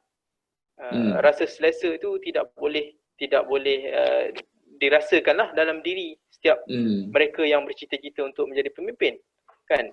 Selain ada matlamat, kena ada rasa tekanan itu, kan? Bahkan kalau berbalik dalam realiti dunia akademik, pengalaman peribadi saya pun saya meletakkan untuk mendapat GOT, graduate on time itu juga berdasarkan tekanan, beberapa tekanan keluarga, anak-anak dan sebagainya, kan? Saya meletakkan diri saya dalam tekanan. Jadi selain antara tekanan yang boleh diambil, mungkin meletakkan target itulah KPI, key performance indicator. Maksud buat sendiri, kan? Kita boleh build benda itu berdasarkan kepada itulah pentingnya role model daripada kalangan pemimpin-pemimpin yang telah establish ini, kan? Jadi hal tersebut sedikit sebanyak membantulah. Dan mahu tidak mahu, jadi jawapan kepada persoalan Datuk tadi, letaklah forces, tekanan, dan juga ada misi dan visi matlamat yang jelas lah. Saya adalah antara orang yang benci pada KPI majikan. Mana saya pergi pun saya kata, saya ada KPI sendiri. Awak suka tak suka KPI awak sendiri. Saya setuju KPI sendiri tu. KPI sendiri. Ya, betul. Suka tak suka awak punya pasal. Awak nak sambung, tak nak tak pasal sambung. Okey, kita beralih kepada andaian yang ketiga, ada orang yang mengatakan bahawa antara sebab asasnya ialah kerana Akta Universiti. Macam mana? Akta Universiti menyebabkan orang-orang muda ni jadi nganuk, kaku, sejuk, senyek. Jadi saya sebut-sebut dulu orang belum Akta Universiti.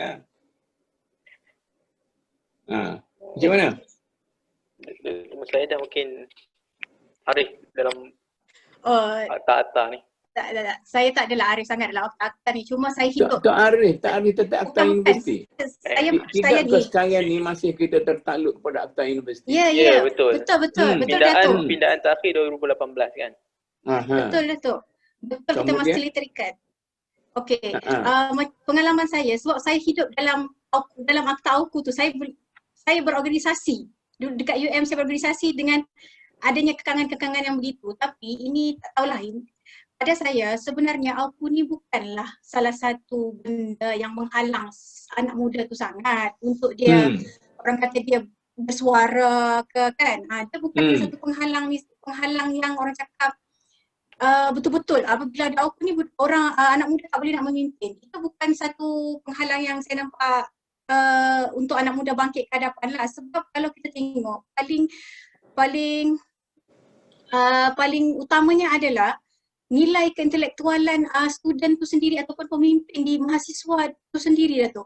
Sebab kalau kita lihat dulu masa zaman AUKU, saya hidup tahun 2012 kita memperjuangkan mesti kebebasan akademik. Kita tak tahu apa kebebasan akademik. Tapi kita tengok mahasiswa-mahasiswa kita yang pergi untuk memperjuangkan, bukan cakap semua, tapi kita tengoklah banyak lagi mahasiswa yang dia tak turun kelas, dia tak attend kuliah-kuliah ilmu, dia tak datang. Contohnya di API sendiri, kalau kita buat program-program ilmu, berapa ramai anak muda kita yang turun. Apabila kita cakap anak muda ni tak boleh memimpin di universiti sebabkan AUKU. Tak, sebenarnya bukan yang itu. Tapi disebabkan adalah nilai keintelektualan dan disiplin anak muda tu sendiri. Sebab kita ni untuk menjadi pemimpin masa akan datang, kita dah corak, bukan orang cakap memang daripada sekolah rendah semua tu, yang paling penting adalah daripada universiti sendiri, mahasiswa tu. Bila Datuk masih cakap, kalaulah kita ni tak datang kelas, kita tak pergi menjalankan amanah ilmu tu sebaiknya, macam mana kita nak jadi pemimpin yang ni sendiri? Kita cakap tu retorik. Lepas satu lagi, kalaulah pun AUKU tu tidak diadakan nanti, contohnya tidak ada, adakah pemuda kita ni mampu untuk membawa suara kebebasan tu? Itu persoalan saya lah berkaitan tentang AUKU. Mungkin ada lagi yang sahabat-sahabat lain. Tentang AUKU ni Datuk, dia diperkenalkan pada tahun lebih kurang lah 1970-an. Ya. 2001 kan. Sebelum itu lagi ada Akta International Security Act kan, ISA 1960.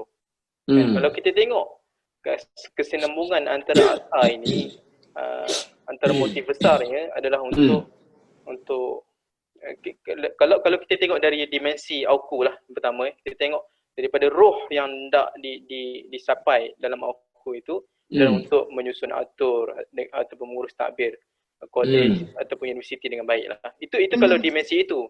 Kalau daripada dimensi mereka-mereka yang terpalit dengan akta ini kan, ataupun mereka yang terlibat dengan gerakan mahasiswa sewaktu itu, kerana pada sekitar tahun 1969 begitu adanya gerakan yang sangat kuat untuk membangkitkan ataupun untuk menyedarkan masyarakat tentang hak-hak mereka dan sebagainya kan. Jadi melihat kepada gerakan tersebut, sokongan tersebut, maka akta ini diperkenalkan dan dia sebenarnya saya daripada pemahaman saya lah, akta ini melengkapi akta ISA yang lebih umum. Yang melibatkan buruh dan sebagainya, melibatkan mahasiswa, tapi akta ini lebih terangkum. Sebab apa? Antara kita kata gerakan yang berkembang di mana-mana pun, hatta di mana-mana pun di dunia pun secara umumnya adalah di tempat-tempat pengajian, di pondok, madrasah, di IPTA dan sebagainya. Jadi berbalik kepada soalan Datuk sebentar tadi, adakah akta ini sedikit sebanyak mengendurkan ataupun melemahkan pengaruh. Bukan saya kata Ya. ada orang kata. Ada orang kata. Datuk mengatakan. Jadi saya menakalkan. An lah. Ya, dia tulis. Ya, boleh jadi begitu. Sebabnya antara faktor selain daripada faktor-faktor yang kita sebutkan tadi berkait dengan idealisme dan sebagainya. Jadi AUKU ini dia sedikit sebanyak menghalang lah ya kreativiti kepimpinan anak muda dan kesannya masa saya jadi pensyarah muda, kalau tak silap ingat, seorang pensyarah dia boleh pegang jawatan-jawatan tinggi politik. Saya rasa kalau tak salah boleh masuk calon pun. Itu sekitar tahun berapa tu? Tahun 70-an. 70-an masa calon dalam parti politik Jadi terperangkap ni. Masa tu Datuk memang boleh terserlah lah. Kita boleh cakap yang kita ni adalah contoh mana boleh. Tidak ada akta universiti. Mana walaupun anda sebagai seorang, saya pegang siap agung politik. Saya sebagai seorang pensyarah. Masa tu tak ada masalah. Tapi bila datang akta tu dia menyekat. Ya, dia mengikat. Itu saya cerita realiti saya. Dan saya tak pasti akta mana yang contohnya banyak kes-kes cikgu-cikgu ataupun ustaz asatizah yang ditukar ke Ulu. Oh, itu bukan akta tu, itu permainan. Itu permainan. Nak katanya itu ada orang yang berkata lah, saya cuma sampai. Saya cuma sampai kan. Okay. Jadi mungkin ada tambahan lah lain daripada tentang akta ni. Dr. Syukri.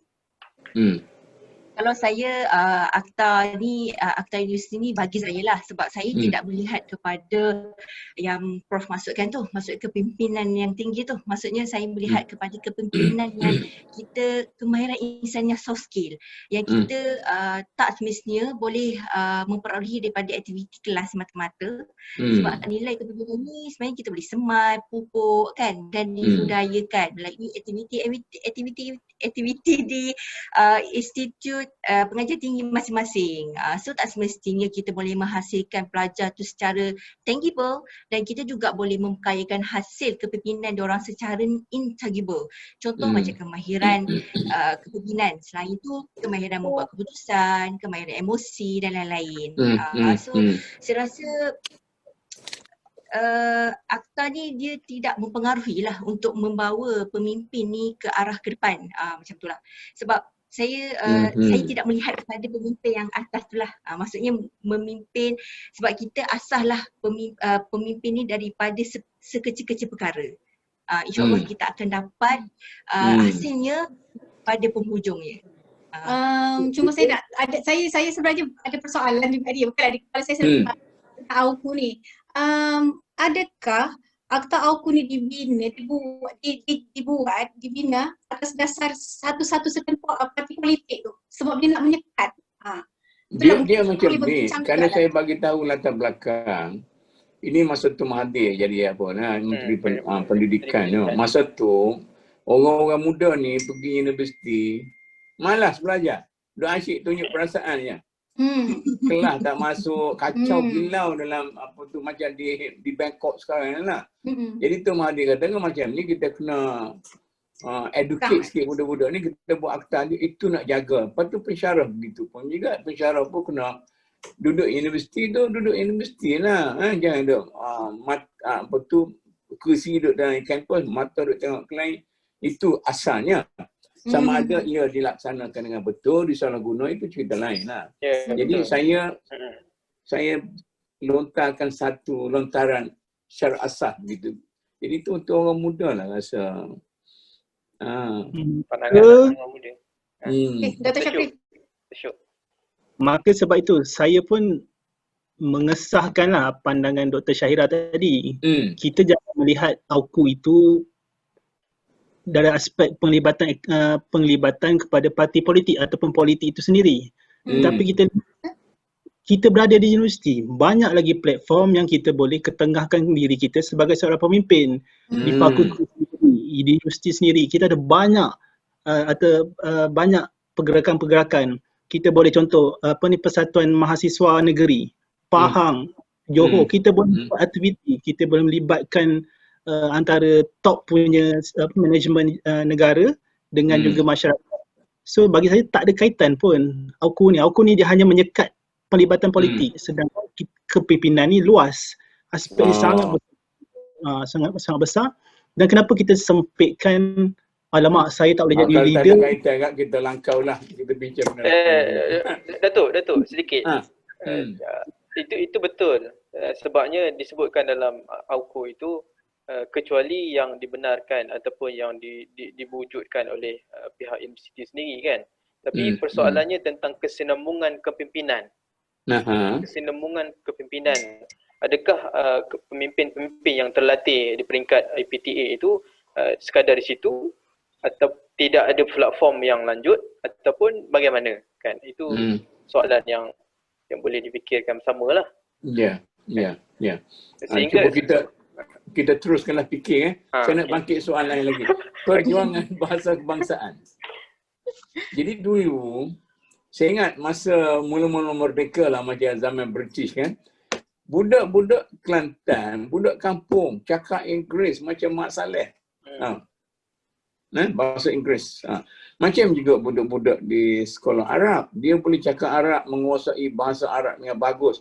Malah ada banyak juga yang dapat bahasa Inggeris, ada bahasa Arab yang bagus.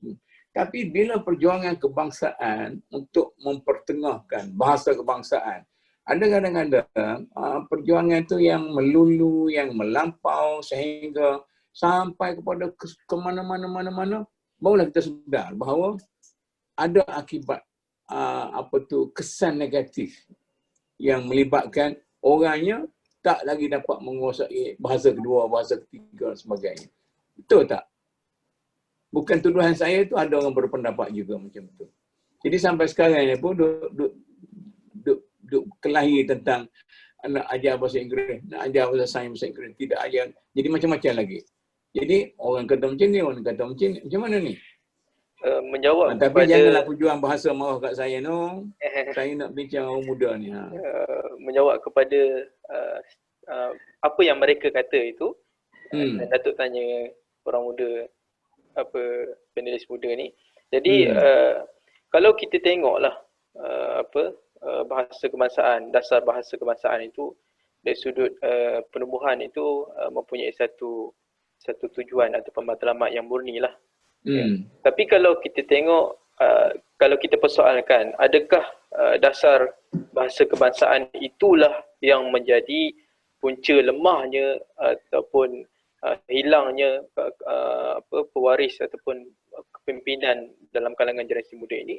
Saya rasa persoalan tersebut juga perlu ditanya kepada negara-negara yang turut menggunakan bahasa kebangsaan mereka tu. Sebagai contohnya negara Jepun tetap menggunakan bahasa Jepun sebagai bahasa utama kan. Negara China, negara Korea, hatta Indonesia dan kebanyakan negara lah di dunia. Maksud saya bagi satu pengalaman. Ya. Dalam lebih kurang masa tu saya dengan human rights lagi.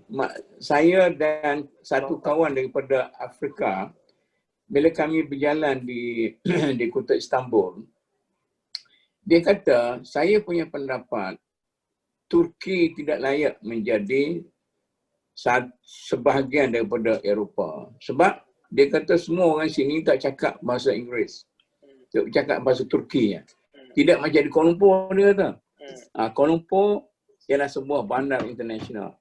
Jadi macam tu. Saya nak katanya, jadi kesan, saya pun tak tahulah sejauh mana Jepun tak tahu bahasa Inggeris, China tak tahu bahasa Inggeris. Tapi setahu saya, orang-orang yang terkemuka di Jepun, di China semuanya itu, dia multilingual. Dan multilingual.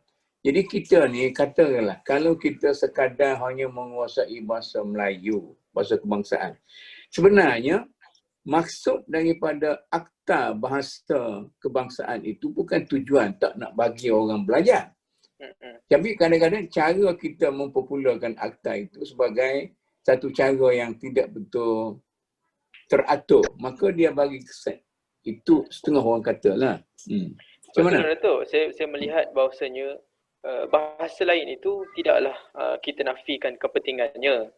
Ya, dia penting, sangat-sangat penting lah. Tetapi tidaklah juga sampai menyalahkan dasar bahasa kebangsaan. Mungkinlah dari sudut pelaksanaan itu boleh diperbaiki dari masa ke semasa untuk memastikan penguasaan bahasa, pelbagai bahasa dalam kalangan ni lah, pelajar dan sebagainya kan. Jadi tidak, maksudnya saya kurang bersetujulah untuk mengatakan bahawasanya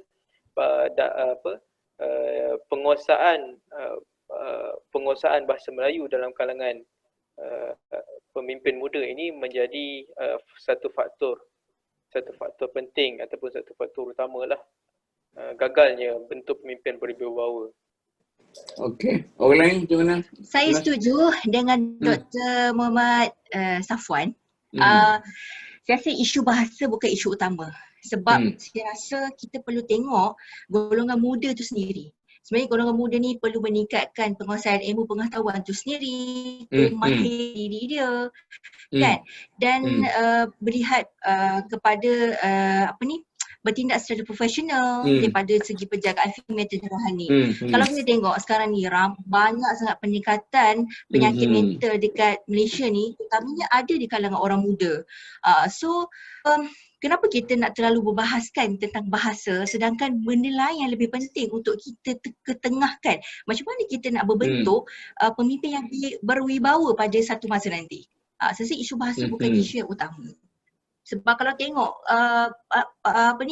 statistik daripada fasa PKP fasa 1 dikuatkuasakan rekod kes yang mengalami kesedaran emosi dan sebagainya, mencatatkan 336 aduan mengenai penderaan fizikal, mental, emosi, seksual dan sebagainya.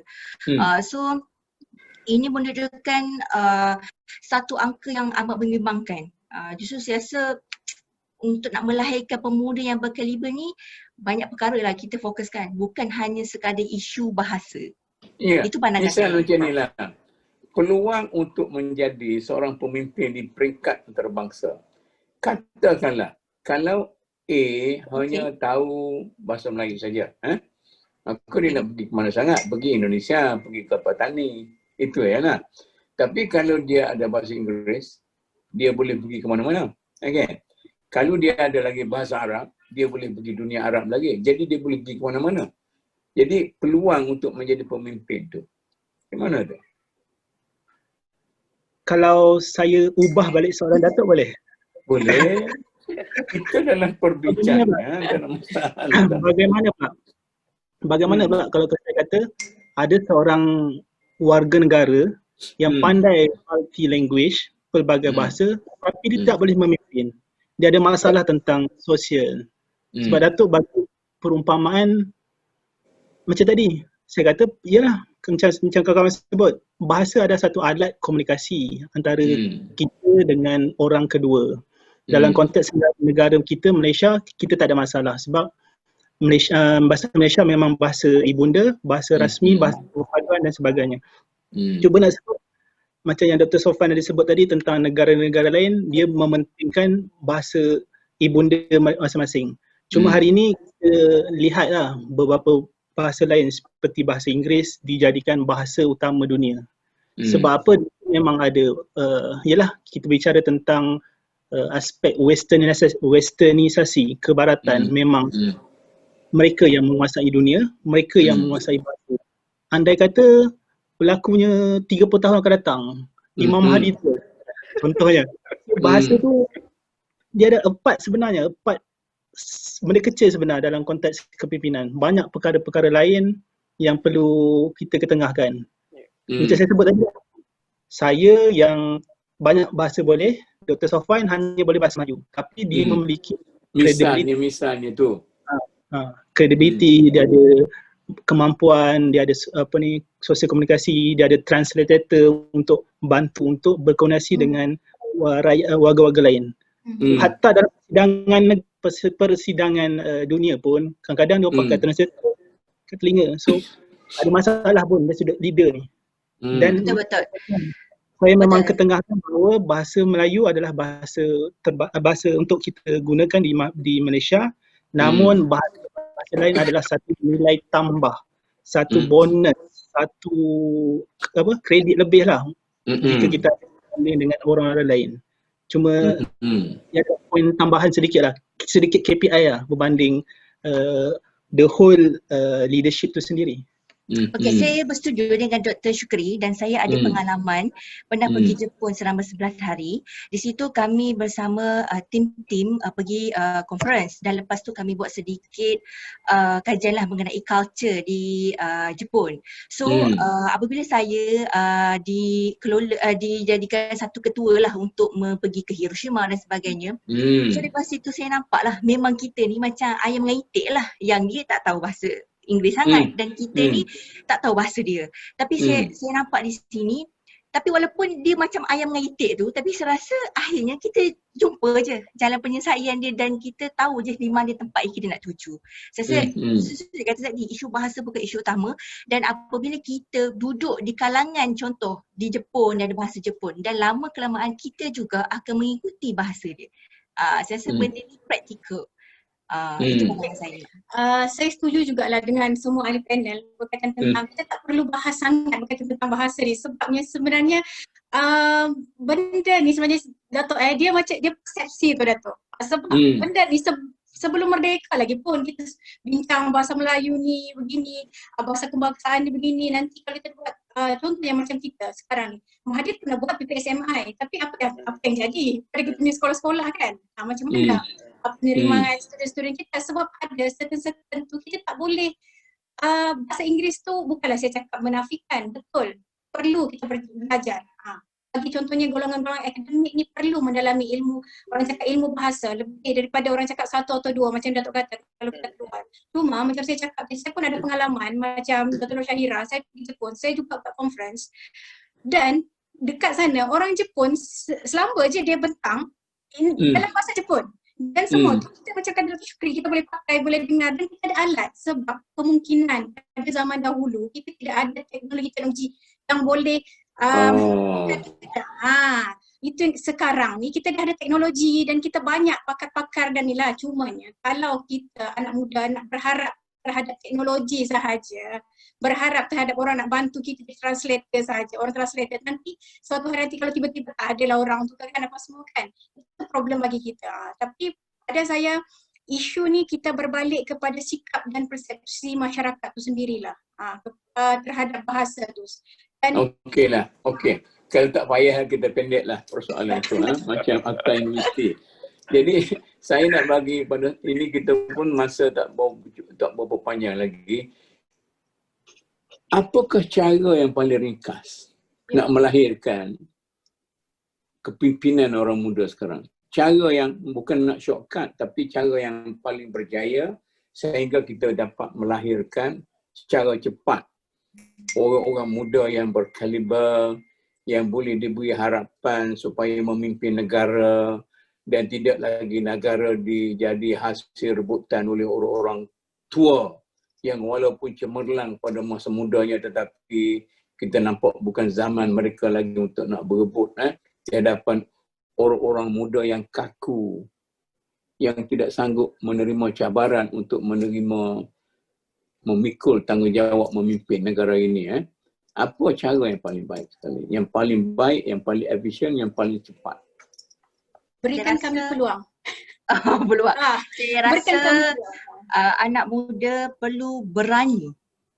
Berani bersuara, berani menegakkan kebenaran dan berani melangkau perkara-perkara yang yalah tak sepatutnya pemimpin sekarang buat. Macam itulah, berani. Realitinya sekarang ini anak muda tak berani. Macam mana? Kena dijadikan berani juga.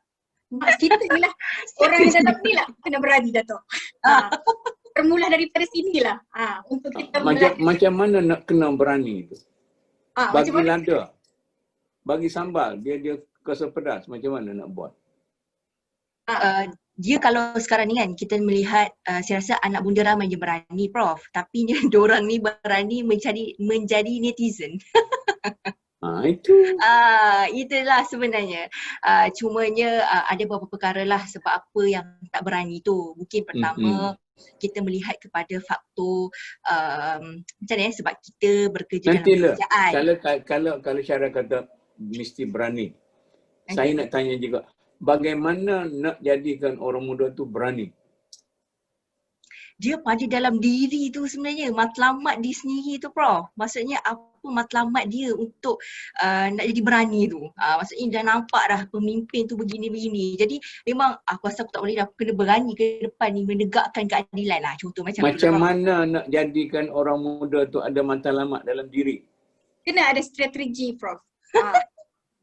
Strategi.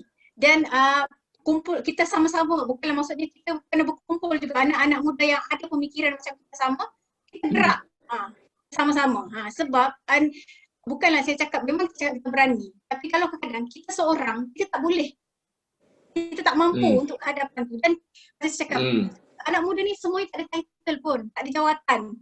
Kalau cakap dengan setengah orang, dia kata nak suruh anak muda berani, kena masuk kursus kat universiti, kursus bagaimana keberanian itu. Sebab tu jadi kadang-kadang subjek di universiti jadi melonggok macam sampah tu. Bagi saya keberanian ni personality seseorang Prof. Dia tak ada kena-mengena untuk belajar sebab benda ni kadang-kadang didikan daripada ibu ayah sendiri kan, faktor persekitaran menjadikan orang makin berani dan terus berjuang. Macam orang zaman dulu kan Prof. Prof pun cakap, dulu mungkin berbeza zaman dia. Dulu mungkin faktor yang memang mementingkan perjuangan, meningkatkan ekonomi Malaysia dan sebagainya. Sekarang ni macam yang Dr. Mushaidah cakap sebelum ni, kita dah keadaan selesa. Jadi itulah masalah dia. Jadi kita pun rasa macam okey dah tu. Okey lah. Maknanya kena tarik bantal daripada bawah kepala lah. Itulah Prof. Orang lain macam mana orang lain? Okey. Bagi saya nak betul-betul menyantuni soalan Datuk. Di mana jalan shortcut, jalan mudah untuk menjadi bukan shortcut, jalan mudah. Jalan yang paling berjaya. Jalan mudah. So seperti mana yang kita bincang tadi, beri laluan untuk kami, sebab kalau kita sediakan nanti kami disuruh bantal. Beri laluan untuk kami berjalan kepada destinasi tersebut. Maksud saya adalah bila kami orang muda lalu, lingkungan, orang-orang tua dan rakyat, masyarakat dan sesiapa saja pun memberi sokongan untuk kita pergi, untuk kami orang muda pergi kepada kepimpinan yang tertinggi. Macam saya sebut tadi, untuk dalam konteks saya sendiri, pengalaman saya sendiri, alhamdulillah saya diberi satu tanggungjawab yang besar oleh bos saya untuk memimpin satu penyelidikan yang cukup besar. Yang bawahnya ada ayahanda, ada bonda, ada kekanda dan saya adalah orang yang paling muda, paling budak. Statement pentadbiran paling budak. So bila laluan diberikan, sokongan lingkungan diberikan, maka kita boleh dapat title leader tadi. Yang penting kita ada lingkungan orang tua tadi memberi, bukan saja memberi sokongan, memberi didikan, memberi tunjuk ajar, mengajar pengalaman, berkongsi segala-galanya untuk kita dapat dia punya final untuk seorang leader tadi. Beri laluan. Sebab beri kursi tak boleh. Sebab kita hanya suruh bantal. So bagi laluan untuk kami bergerak. Jangan nak sekat-sekat, tapi dalam masa sama sokong. Kami akan pergi ke destinasi yang paling tertinggi. Datuk, maksud anda bagi tafsiran sikit lah daripada statement ataupun jawapan Dr. Syukri. Maksud beri laluan tu bukanlah bermaksud orang tua ini ke tepi, tidak. Memantau ataupun mentoring itu. Mentor maksudnya dan timbal balas kepada buka laluan itu, anak muda harus berani beridealism dan juga mampu melaksana. Kan? Maknanya apakah orang muda masih perlukan mentor secara rasmi? Tidaklah, mungkinlah tidak secara rasmi, tidak secara pendaftaran secara rasmi begitu. Tapi perlu ada mentor ini juga kita katakan sebagai ikon anak muda, sebagai role model kepada anak muda. Itu perlu ada. Tengoklah kepada dalam mana-mana orang yang berjaya sekalipun, pasti ada di hadapan dia itu ada role model. Macam saya sendiri pun untuk menggapai PhD itu ada role model yang saya tak boleh sebutkanlah, rahsia ya. Jadi itu adalah resepi. Datuk masukkan dalam persoalan ini ada resepi bagaimana ingin membentuk pemimpin yang berjaya, pemimpin yang berwibawa. Sedikit lagi, mentor yang disebutkan tadi bukan bersifat pemaksa, tetapi dalam konteks saya suka ketengahkan adalah mereka yang dipanggil sebagai mursyid, pembimbing. Mana tengok contohlah. Nakib ke? Dia tinggi makam lagi. So kalau kita tengok dulu ketika mana ada krisis di Mesir, krisis antara Presiden Mesir, anak muda marah tentang ikhwan dan sebagainya. Jadi bila saya berbincang dengan kawan-kawan di Mesir, mereka kata ya, anak muda dia terlampau bersemangat tanpa melihat ataupun mendengar pandangan-pandangan ulama-ulama yang ada, ulama Azhar ketika itu. So mana saya dari hidup ni memang kita kena ada guru. Melainkan datuk yang sudah ada di top maha guru, mungkin tak perlu bimbingan. Macam kami perlukan irsyad, bimbingan, pimpinan yang boleh mungkin terlari sedikit mencari ni lah. Mungkin kami terlari sikit, datuk masukkan kami ke landasan yang sebenar. Maknanya istilah yang saya suka guna adalah mursyid. Mereka yang memimpin, menunjuk arah, mengkongsi pengalaman, memberitahu apa yang benar dan apa yang bersifat falasi. Betul, dan memberi satu jalan atau bagaimana untuk mencapai satu tahap tu. Itulah satu pengalaman mentor tu lah tadi, mursyid tu tadi. Saya nak tambah sikit je lah. Okey.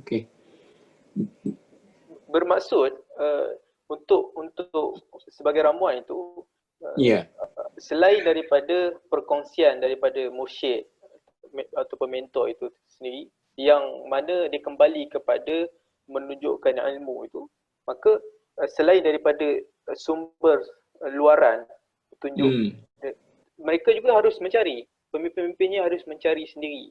Maksudnya melalui bacaan. Orang muda ke? Sebagainya. Orang muda. Maksudnya selain takkan nak spoon feed kan, maksudnya makan suap, tidak. Maksudnya perlu mencari, mencuba sendiri ataupun carilah bintang.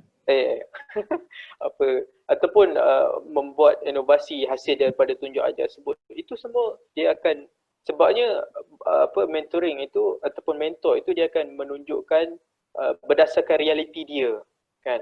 Bagaimana Datuk selalu sebut dalam siri syarahan, makan pisang keluar pisang. Tidak, kita perlu makan pisang contohnya keluar tembikai kan. Contohnya perlu diolah, perlu disesuaikan dalam keadaan situasi ataupun waqi' semasa lah. Barulah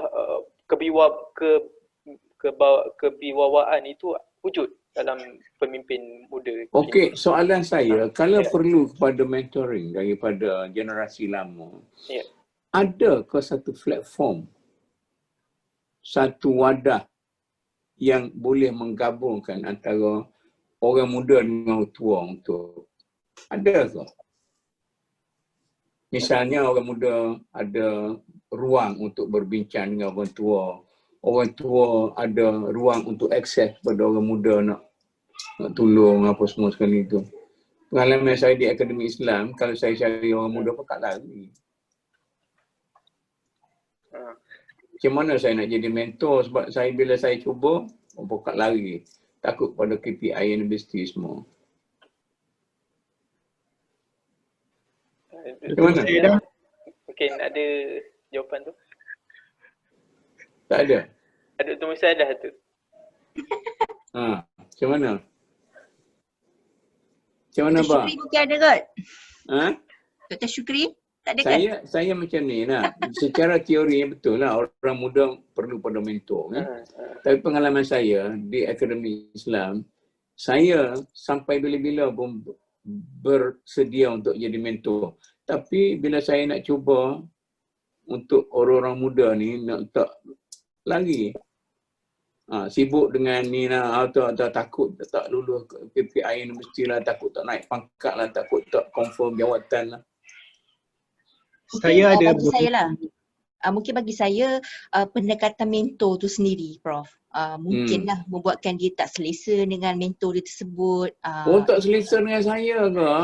Bukanlah masa dengan Prof. Mungkinlah dengan orang lain. Saya tak berapa saya bagi cerita, Prof. realiti saya di Akademi Islam, bila saya cuba nak bimbing budak-budak ni, muda-muda ni, dia lari. Dia tak bersedia untuk bekerja, tak bersedia untuk bagi masa. Jadi macam saya ni terhegeh-hegeh. Orang panggil apa tu? Pipi mancung. Hidung tersuruh-suruh. Hidung tak mancung, pipi tersuruh-suruh. Ya. Mungkin di pengajian Islam Prof kot. Kalau kami rasa bersedia je menadah. Ya ke? Ya. Cuma isu yang Datuk sebutkan tadi, bagi saya lah, bila saya berbual dengan kawan-kawan, macam saya sebutkan tadi, Datuk mempunyai ruang yang agak jauh berbanding anak-anak muda sekarang. Jadinya mereka lebih selesa dengan mursyid-mursyid, guru-guru, pensyarah-pensyarah yang mungkin lebih muda ataupun yang dekat dengan hati mereka. Datuk dia level tinggi, maha guru. So yang berada tak nak orang tua lah. Kan tak nak tu. Tapi sebenarnya kalau orang muda ni dia berfikiran yang macam yang saya kata kita mendengar, contohnya macam Prof lah, kita mendengar apa yang Prof nak sampaikan dan kita faham betul-betul dan kita relate dengan isu semasa, saya rasa dia hanya ada anak muda lah yang boleh jadi anak didik Prof, saya rasa. Sebab mungkin pemikiran Prof dia terlalu jauh. Tapi kami baru sangat ni. Tapi kalau ada pemimpin yang berfikiran lebih jauh tu, saya rasa boleh. Sebenarnya tak tahu lah tu. Apa lagi pandangan? Saya bagi pandangan je. Okey, sebenarnya Prof, dengar tak suara saya? Okey. Sebenarnya Prof, kami macam saya dah cakap lah kan, masa Prof awal-awal jemput saya untuk talk ni, awal-awal tengok Prof Emeritus, WhatsApp kita ada satu rasa macam kita rasa berdebar, macam tu. Sebenarnya kita nak menjadi anak didik Datuk, tapi disebabkan kita rasa kita tak mampu. Tak mampu tu dari sudut apa? Dari sudut macam cakap ilmu kita bila kita berbincang macam ni kan. Sebenarnya kita rasa rendah diri tu, sebenarnya kalau kita ikut tak adalah sangat pun sampai tahap kita tidak faham apa yang Datuk bawa, apa yang Datuk nak. Tapi persepsi awal anak muda tu dah buat, contohnya Profesor Emeritus, dia tu tinggi tu, nanti cara cakapnya pun, levelnya pun. Expectation anak muda memang macam tu dah tu. Expectation dia. So dia akan cakap, tak apalah, aku biasa dengan aku punya SV aku senang. Bahasa tu, laras bahasa tu hampir sama. Macam tu. Sebab kalau orang-orang yang tinggi ni laras bahasa dia tidak sama. Macam tu lah. Tapi tak tahulah betul tak betul yang saya cakap tadi tu. Mungkin saya ada-adakan saja. Sama macam dalam bidang fiqh lah Datuk.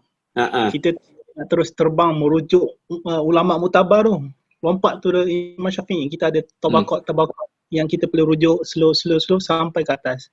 Sama juga anak muda hari ni, rujuk nakib dia, rujuk pensyarah muda dia, rujuk pensyarah tua dia. Sekali ditasihkan, ditahkikkan oleh Datuk Mahmud Zudi.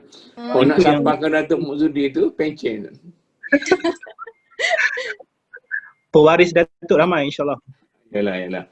Okeylah.